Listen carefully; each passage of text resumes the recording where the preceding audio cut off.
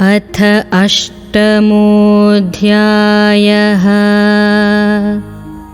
अक्षरब्रह्मयोगः। अर्जुन उवाच किं तद्ब्रह्म किमध्यात्मम् किं कर्म पुरुषोत्तमा अधिभूतं च किं प्रोक्तम् अधिदैवं किमुच्यते? Arjuna said, Krishna, what is that Brahma? What is Adhyatma? And what is Karma? What is called Adhibhuta? And what is termed as Adhidaiva?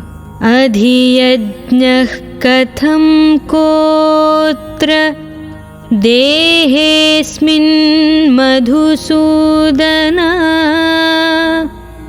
प्रयाणकाले च कथं ज्ञेयोऽसि नियतात्मभिः? Krishna, who is Adhiyajna here? And how does he dwell in the body?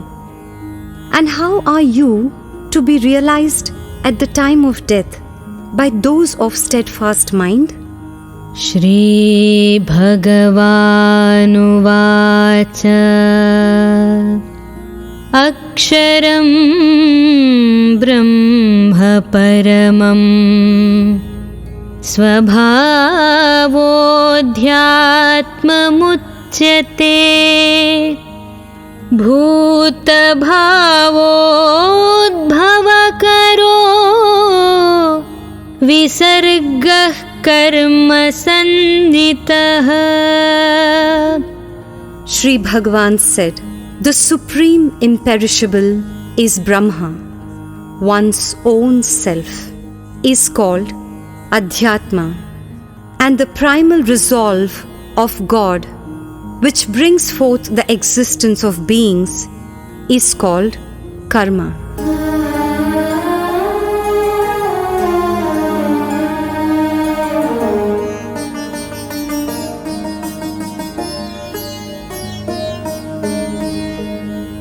अधिभूतं क्षरो भावः पुरुषश्चाधिदैवतम् अधियज्ञोऽहमेवात्र देहे देहभृतां वर. All perishable objects are Adhibhuta. The shining Purusha is Adhidaiva, and in this body, I, myself, dwelling as the inner witness, am Adhiyajna. O Arjuna, Antakale cha māmev smaran muktva kalevaram yah प्रयाति समद्भावम् याति नास्त्यत्र संशयः. he who departs from the body, thinking of me alone, even at the time of death, attains my state. There is no doubt about it. यं यं वापि स्मरन् भावं त्यजत्यन्ते कलेवरं तं तमेवैति कौन्तेय सदा तद्भावभावितः. Arjuna, thinking of whatever entity as one leaves the body at the time of death, that and that alone one attains, being ever absorbed in its thought. तस्मात् सर्वेषु कालेषु मामनुस्मरयुध्य च मय्यर्पितमनो बुद्धिः मामे वैष्यस्य संशयम्. Therefore, Arjuna, think of me at all times and fight. With mind and reason thus set on me, you will doubtless come to me. अभ्यासयोगयुक्तेन चेतसा नान्यगामिना परमं पुरुषं दिव्यम् याति पार्थानुचिन्तयन्.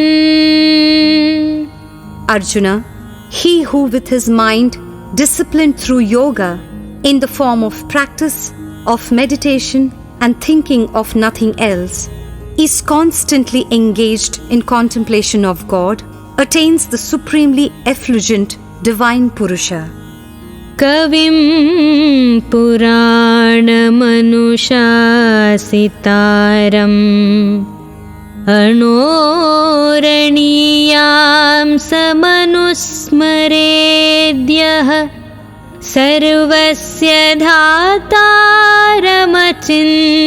रूपम्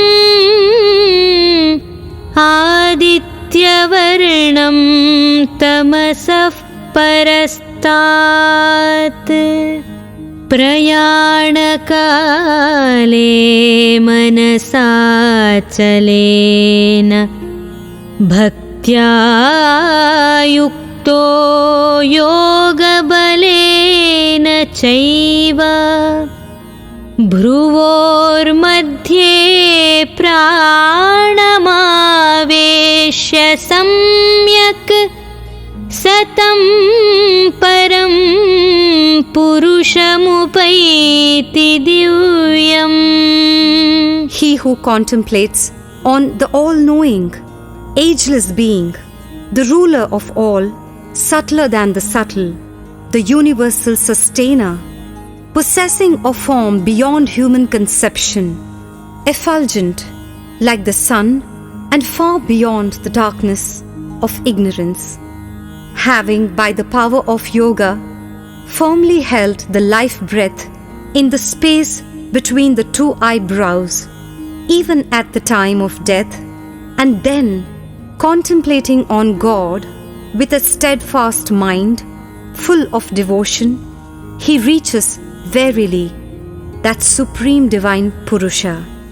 यदक्षरं वेदविदो वदन्ति विशन्ति यद्यतयो वीतरागाः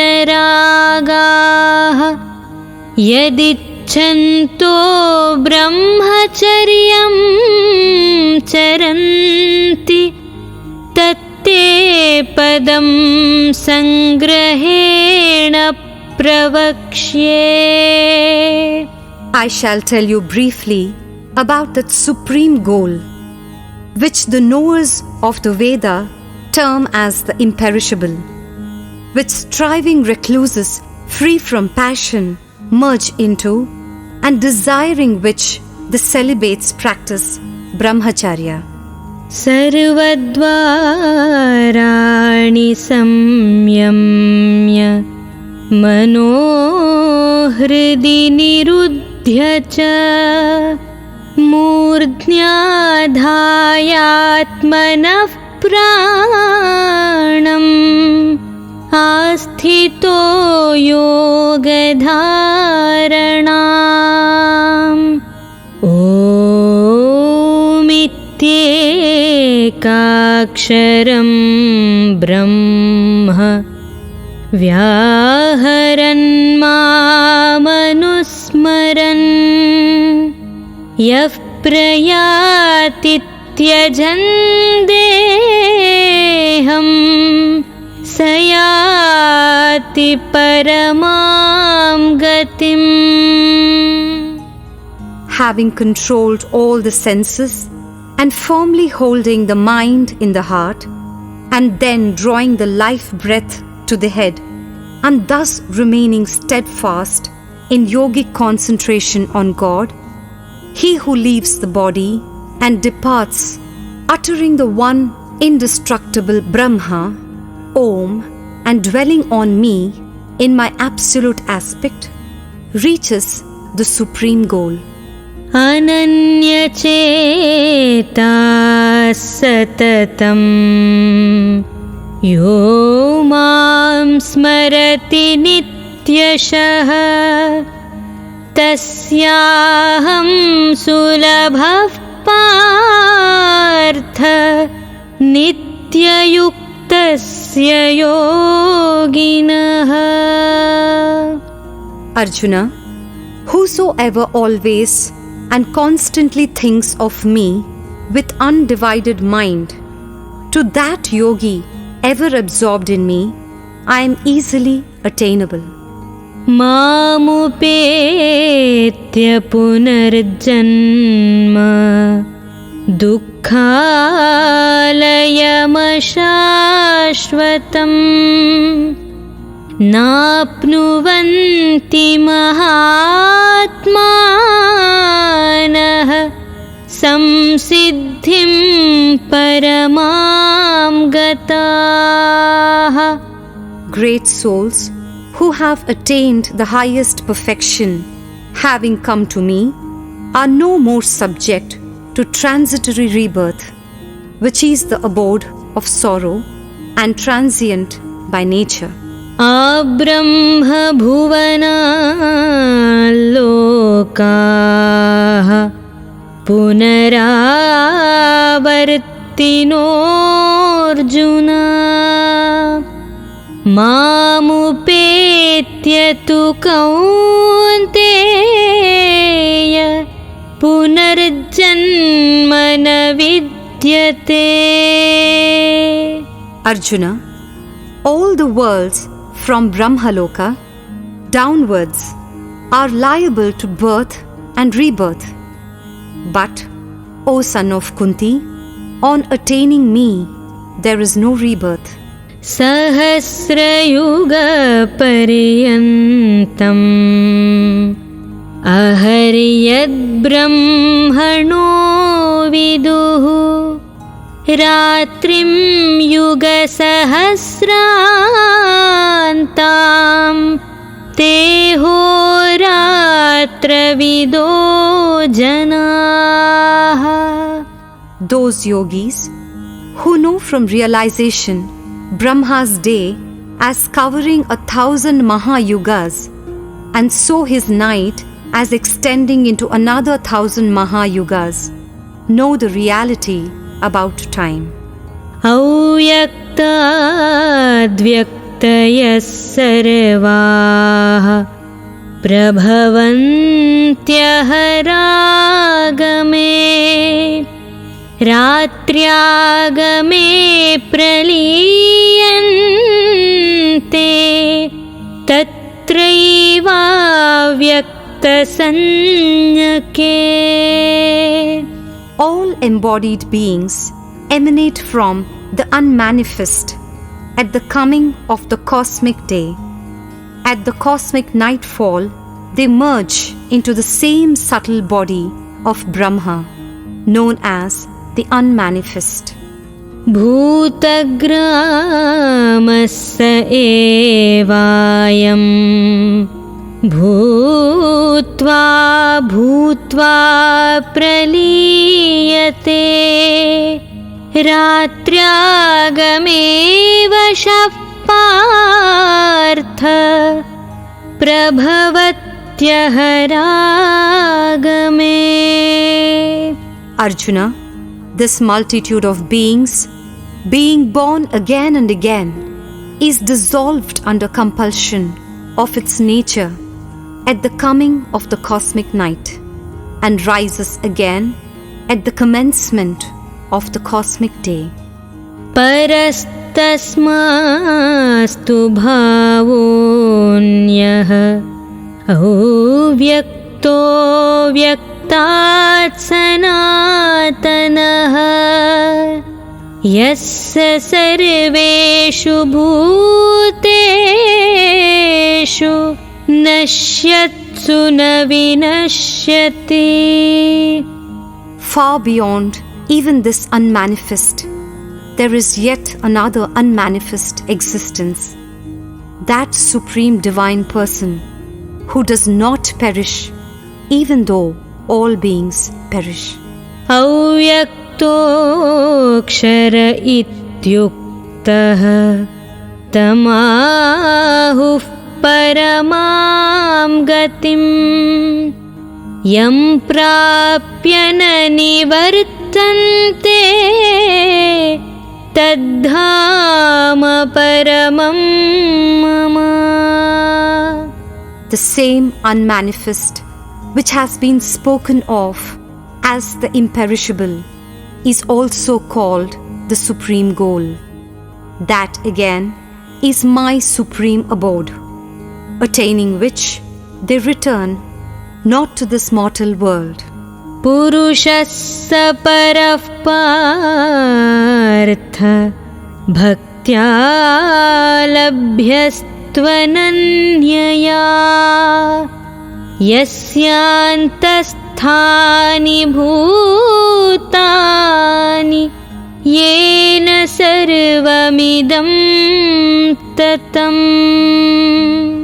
Arjuna, that eternal unmanifest Supreme Purusha, in whom all beings reside and by whom all this is pervaded, is attainable only through exclusive devotion.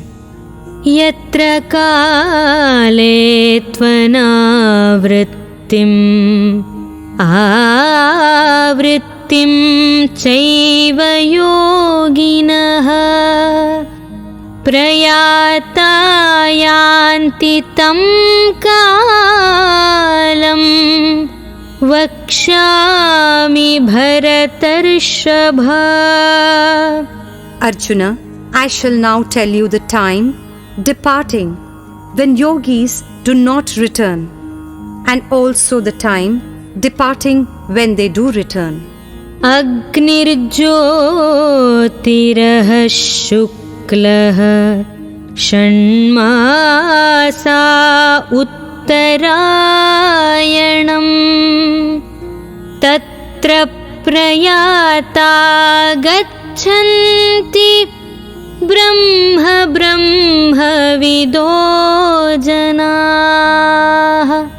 Of the two paths, the one is that in which are stationed the all-effulgent fire god and the deities presiding over daylight, the bright fortnight, and the 6 months of the northward course of the sun, respectively, proceeding along it after death. Yogis who have known Brahma, being successively led by the above gods, finally reach Brahma. धूमो रात्रिस्तथा कृष्णः षण्मासा दक्षिणायनम् तत्र चान्द्रमसं ज्योतिः योगी प्राप्य निवर्तते. The other path is that wherein are stationed the gods presiding over smoke, night, the dark fortnight, and the 6 months of the southward course of the sun. The yogi, taking to his path after death, is led by the above gods, one after another, and attaining the luster of the moon, returns to this mortal world. शुक्ल कृष्णे गतिह्येते जगतः शाश्वते मते एकया यात्यनावृत्तिम् अन्यया वर्तते पुनः. For these two parts of the world, the bright and the dark, are considered to be eternal. Proceeding by one of them, one reaches the supreme state from which there is no return. And proceeding by the other, one returns to the mortal world. That is, he becomes subject to birth and death once more.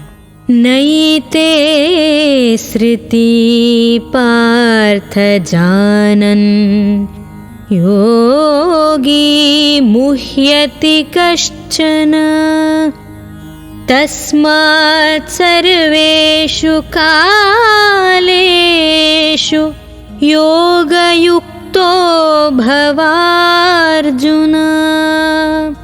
Knowing thus the secret of these two paths, O son of Kunti, no yogi gets deluded.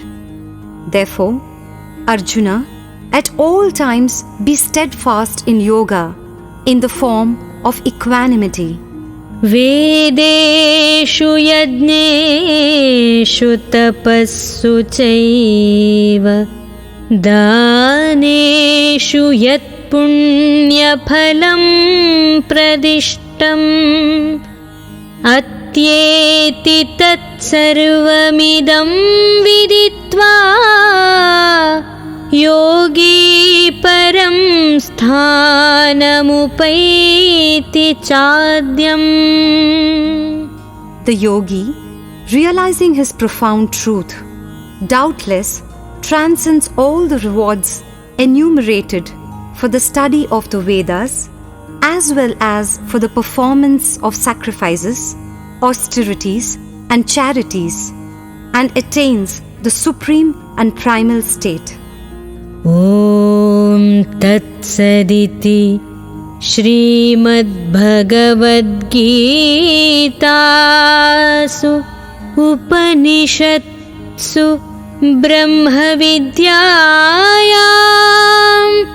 योगशास्त्रे श्रीकृष्णार्जुनसंवादे अक्षरब्रह्मयोगो नाम अष्टमोऽध्यायः.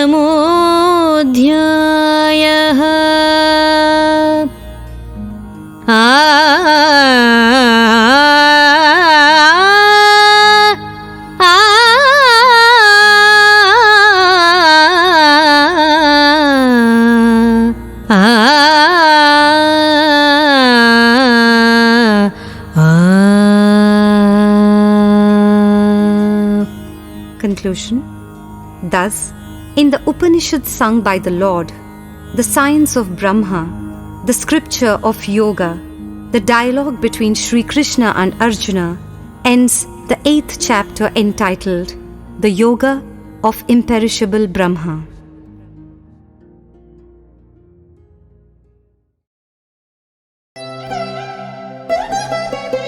We are glad to announce setting up of the world's first and exclusive Bhagavad Gita University, and we seek your generous help. For more details, visit our website geetauniversity.in or give us a missed call on 9128 444 555. Also, please share this information to your friends to enable us build a world-class Gita University and make the world a better place to live. Jai Shri Krishna.